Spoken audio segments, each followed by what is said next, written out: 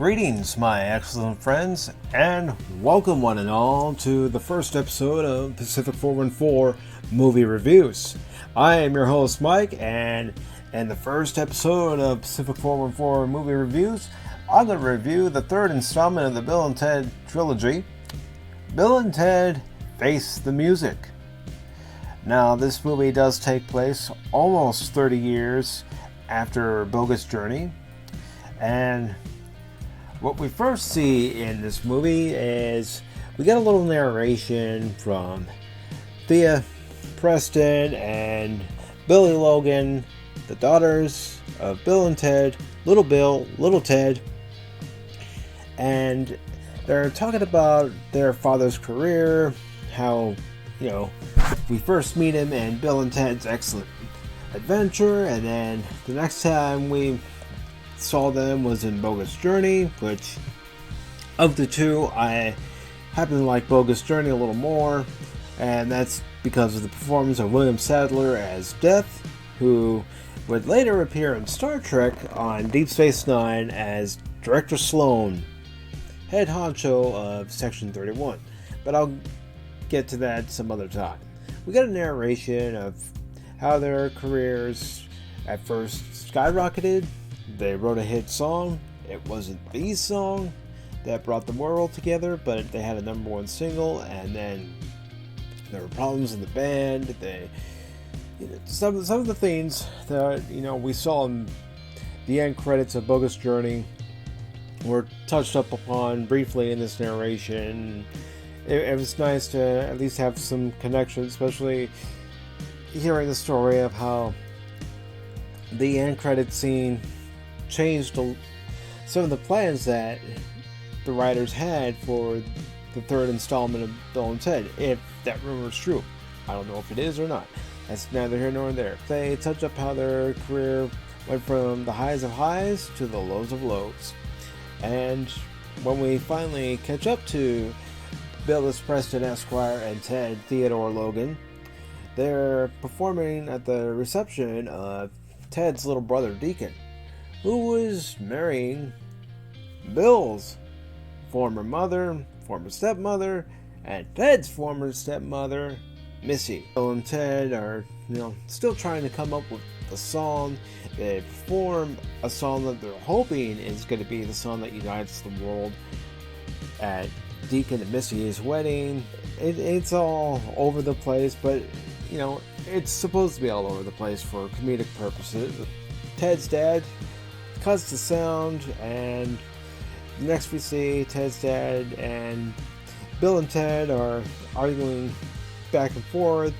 Ted's dad saying, get real jobs, be role models for your daughters, and they even put Elizabeth and Joanna in the mix by Ted's dad asking the two of them, how do you feel about being the only two adults who have real jobs in this relationship? And of course, Ted's dad brings up the fact that, you have little Bill, little Ted, and they're 24, they still live at home, but Billy does mention the fact that Ted's dad thought it was cute with them being called Little Bill and Little Ted.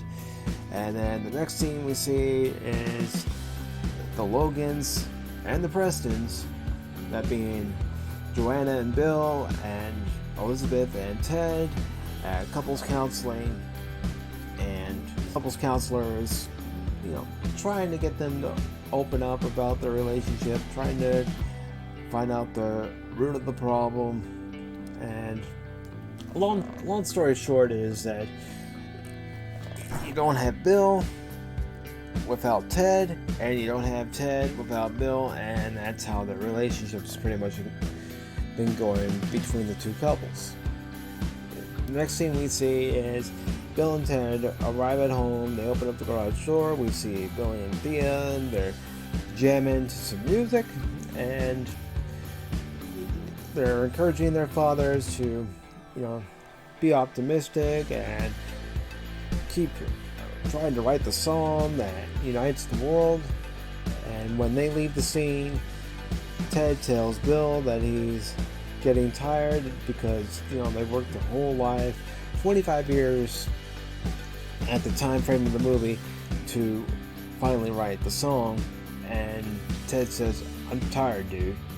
And shortly after saying that, they get a visitor from the future. And that visitor is Kelly, Rufus's daughter, who comes to Bill and Ted and tells them that there's a problem and they need to come to the future. Well, they enter Kelly's time machine, head to San Dimas, the future, and they talk to the Great Ones who are in charge at the time. They're not the same Great Ones that we saw in Bill and Ted's Excellent Adventure.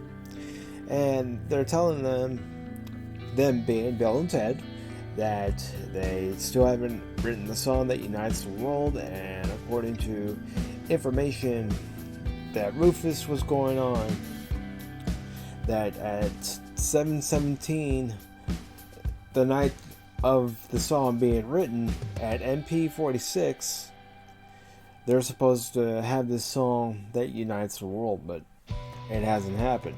And they mentioned the fact that they, being the great leader, Kelly's mom, also Rufus's widow, says that, they went from the highest of highs to performing before 40 people for $2 taco night at a bar in Barstow.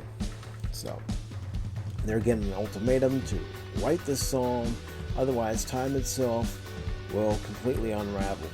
And that's what Kelly also mentioned when she first picked them up. I didn't mention that, and I do apologize about that.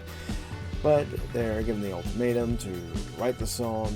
They're even shown that San Dimas is the center of time, and Bill and Ted get to work, but not before being handed Rufus's watch, which keeps track of all time in San Dimas. So a little throwback to Bill and Ted's Excellent Adventure, where Rufus told Ted, keep track of the time in San Dimas, because as long as the time on your watch is running, that's the time in San Dimas, and you have to complete your history report by getting the historical figures in that allotted amount of time, which is basically the same beginning plot of this movie.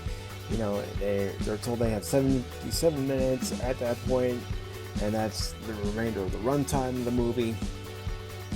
So, the next we see Bill and Ted with all the instruments that the Great Leader, presented, instruments that were part of the band, and they're supposed to write the song.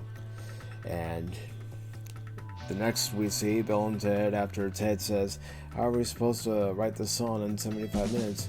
And Bill says, "I don't know, but we have to try." And they come up with the plan of taking it from their future selves. So the next we see the old phone booth. I didn't touch on this earlier because I'm waiting for this point to touch up on it, but when they first arrive in the future and they walk past the phone booth, there's a holographic representation of Rufus, the late George Carlin. And they use some sound bits from the first Bill and Ted movie and a few other snippets. I wouldn't even be surprised if it was a sound-alike that did some of the lines. But Bill and Ted go to the booth and they try to decide how far ahead in the future they should go. They end up going 2 years into the future, where they see their future selves playing at a hotel, in a hotel bar, and as soon as their future selves see them, they make a beeline for the exit. Of course, present Bill and Ted chase them down, and they ask them if they wrote the song. Of course, they haven't written the song. Ted of the future tells Ted of the past that they lost their wives, and it's because they couldn't write the song. And we get to a point where Bill and Ted of the present end up leaving after Bill and Ted of the future end up falling and tripping over themselves because Ted of the future is drunken, and Bill and Ted decide, okay, so maybe that wasn't such a great idea going 2 years ahead in the future. So then they end up going 5 years into the future, and they end up meeting their future selves again. But while that's happening, Kelly comes back to the past, and she asks Billy and Thea if their fathers have been around. Of course, they haven't been around, and Billy and Thea are told that unless their fathers come up with the song to unite the world, time itself will collapse. So Billy and Thea come up with an idea to use Kelly's time machine to travel throughout time and gather great musicians from throughout history. So again, it's going back to Bill and Ted's Excellent Adventure. The musicians that Billy and Thea end up gathering are Louis Armstrong, Jimi Hendrix, Mozart, Lu Ming, and Baum, I believe the other one was. They go on the side quest to gather them all, while Bill and Ted end up going to the future, and they find themselves in a mansion, and their future selves are speaking with an English accent, and they're given a story. That's Bill and Ted of the past are given the story from their future selves that everything is good. They've got the song, and Elizabeth and Joanna are back with Ted and Bill, and all they have to do is take the song from them back to the past, and their lives will be whole again. Of course, it's all a ruse, because it's still the same Bill and Ted that we've encountered before, although this time, after Bill removes his wig, he's got a receding hairline, and Ted's even in worse shape than we saw him before. And when present Bill and Ted go to the front door to get back into the phone booth to head back to the present, there's Dave Grohl standing right in front of him, because it's Dave Grohl's house. So Bill and Ted close the door. They encounter their future selves again, said, "You lied to us. This isn't the song. We're not taking the song back."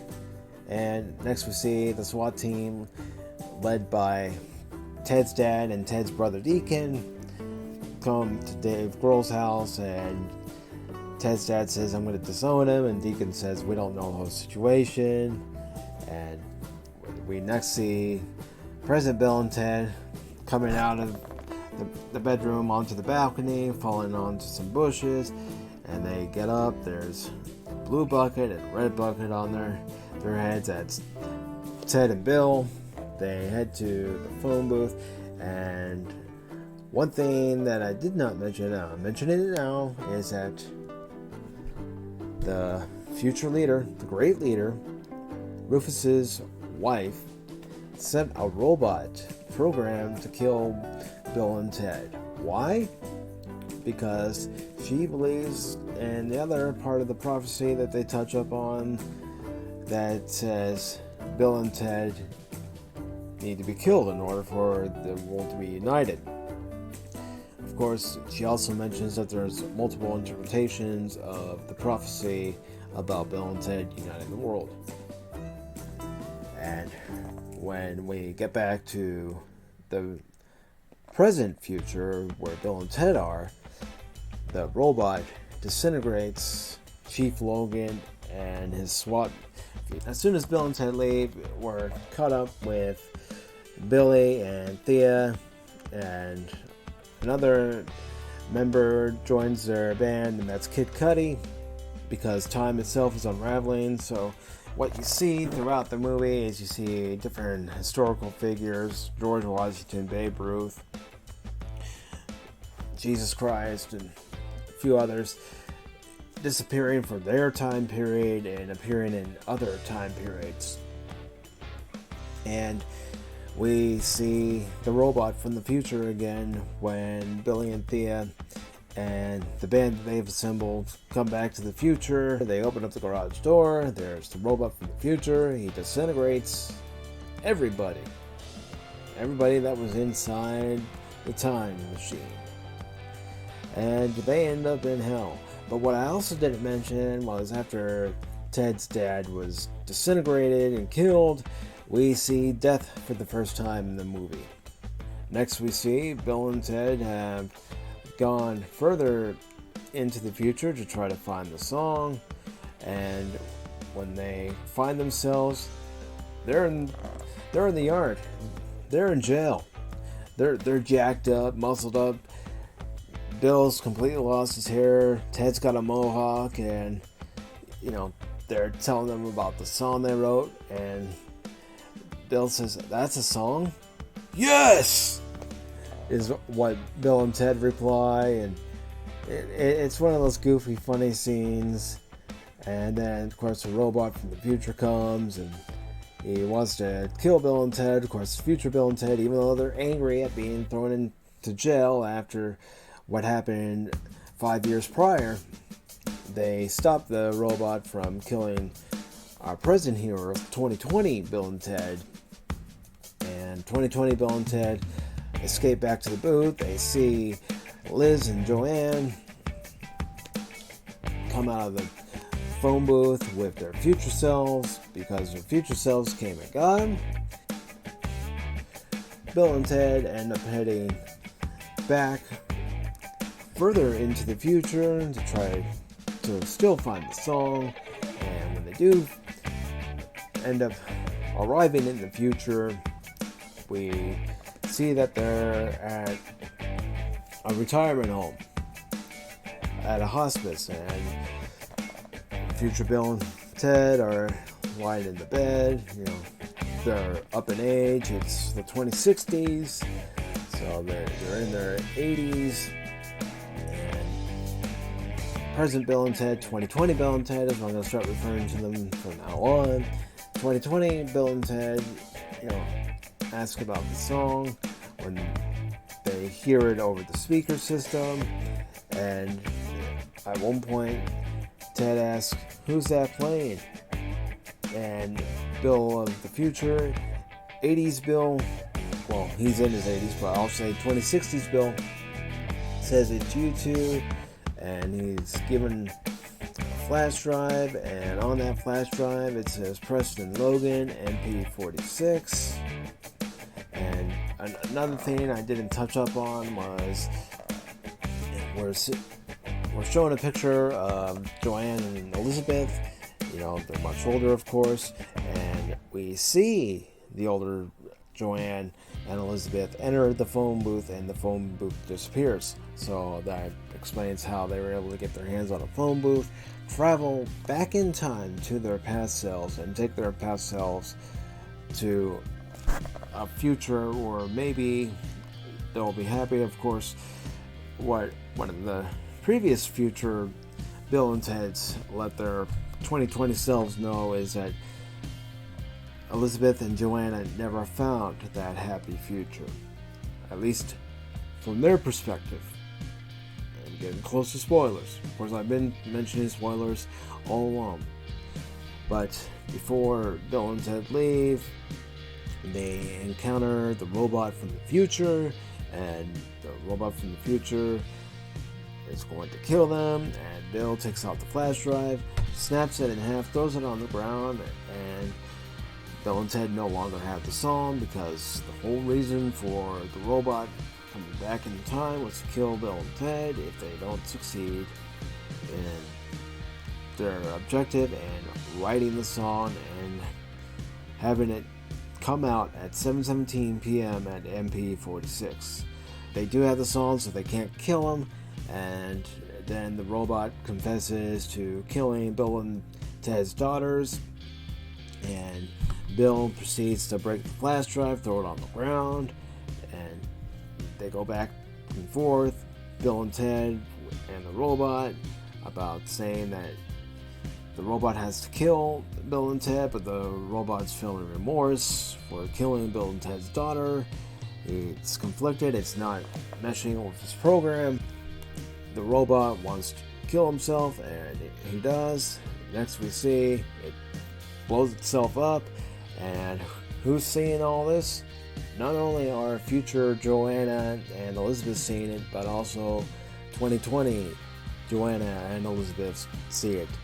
And we see our dynamic duo, Bill and Ted, back in hell. But there's a catch.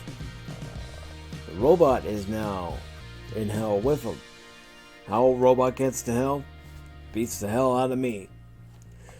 So Bill and Ted are in hell. You know, they're with the robot too, who says that his name is Dennis Caleb McCoy, and he basically has no purpose now, and he's remorseful, starts apologizing, and Bill and Ted are trying to figure out how they're going to find Billy and Thea, and they say, how are we going to find them? I don't know, dude. Then the robot, Dennis Caleb McCoy, comes up and goes, yeah, I don't know, dude.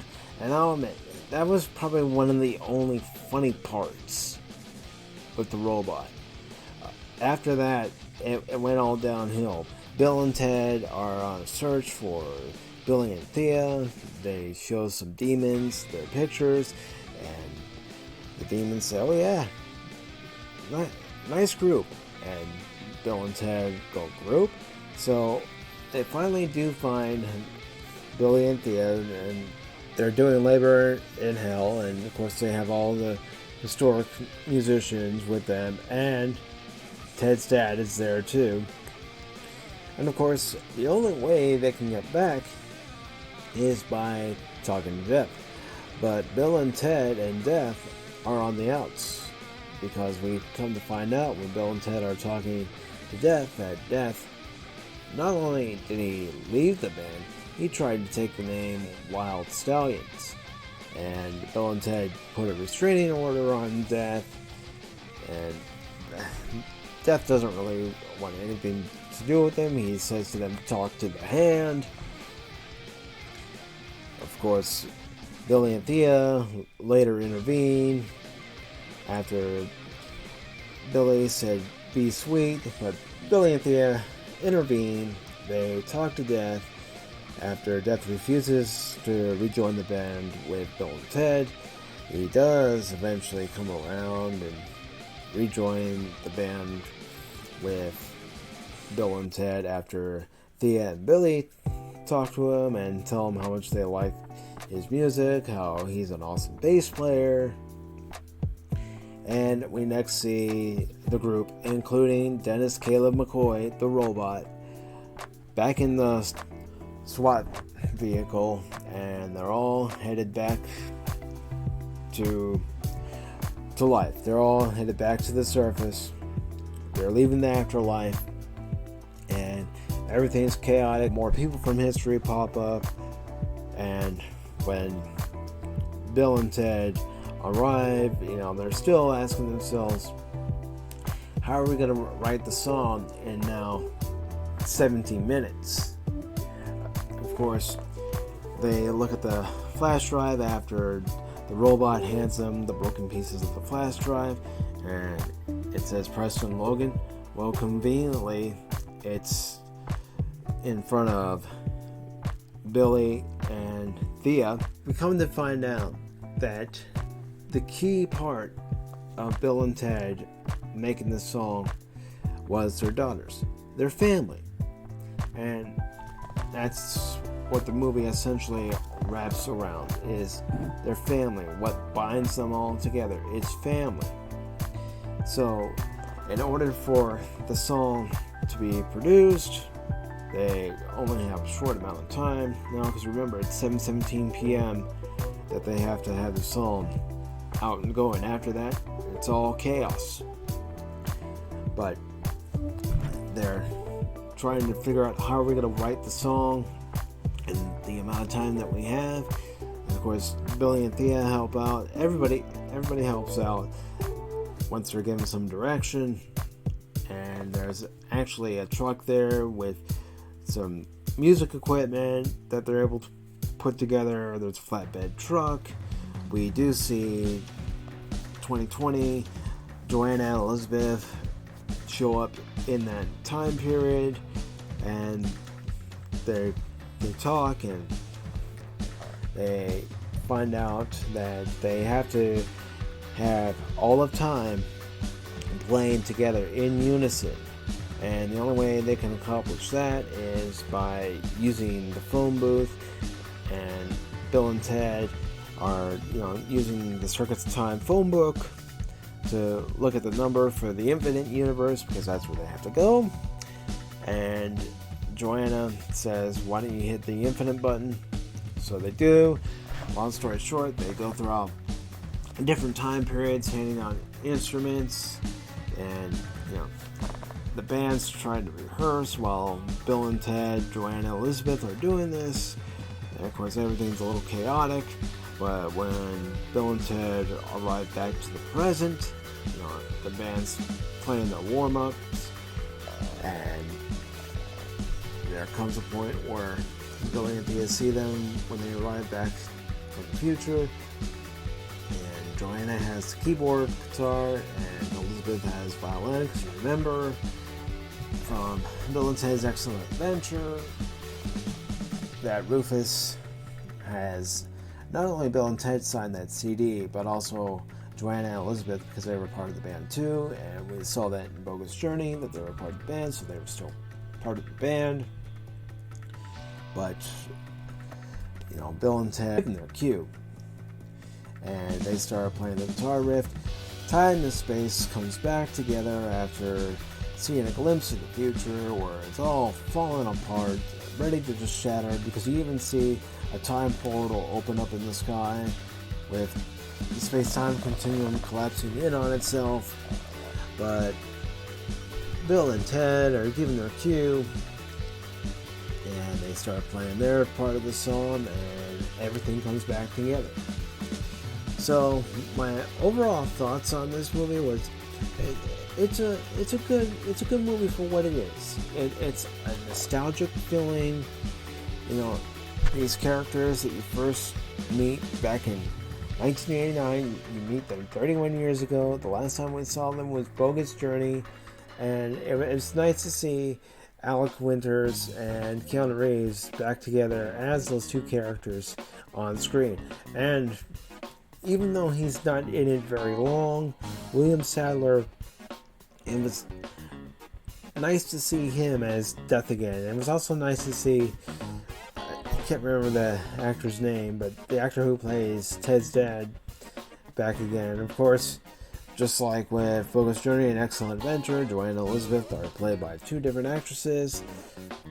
But, this movie, it's pretty good. And I'm not just saying that to say it's pretty good for what it is. If you don't have a lot of high hopes, it's a good movie.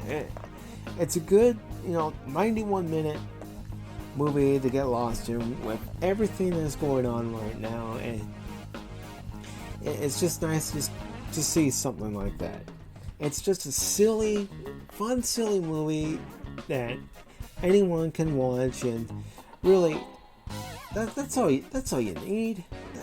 That's all anybody wants. It's just to get away from life just for a few brief moments. It's not perfect.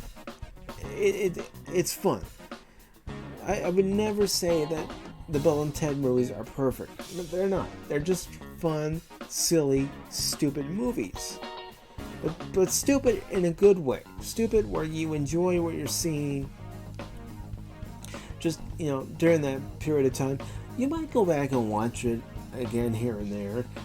Maybe not over and over and over again, but you'll watch it again here and there. And that's pretty much all I've got to say about it. It's just a good movie for these turbulent times, and you just gotta have fun with it. And that's what I did. I had fun with it.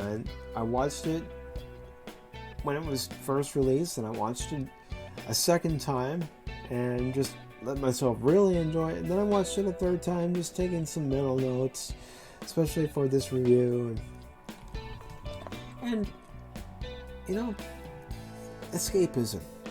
That's all you need sometimes. It's just to escape from all the chaos that's going on in the world. So I hope you guys enjoyed this episode.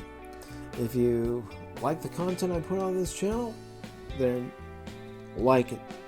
If you like this channel for what it is at the moment, hit that subscribe button, because I am trying to, keep evolving, keep changing things up, adding new things, maybe taking away things that I think you don't like. If there is anything that you don't like, let me know in the comments section. I won't take offense to it, because we all have opinions, and you may not have liked this movie. You may have liked this movie like I did. It's good for what it is, and it's enjoyable for what it is. And case in point, Bill and Ted's Excellent Adventure. When I first saw that at 11 years old, thought it was the greatest movie of all time. I can look back at it now and go, oh, that's cheesy. But it is the movie of its time. Is this movie the movie of its time? I don't think so. I really don't think so. I think it's a movie of different time, and the reason why I say that is because you hear rumors, and again, I'm going to stress, you hear rumors that this script is from 10, 11 years ago, so who knows, but it's just a silly movie, and if you want to just enjoy yourselves for 91 minutes, go see it. And if you haven't done so already, like, subscribe, and share this video. And I hope to do one of these movie reviews another time. And if you'd like to see me do more of my episode reviews, the Pacific414 episode reviews, I will be doing those. I hope to be doing more of these. Just have to have a movie I really want to review and give my thoughts on. And I will see you all later. Thank you for watching, and take care.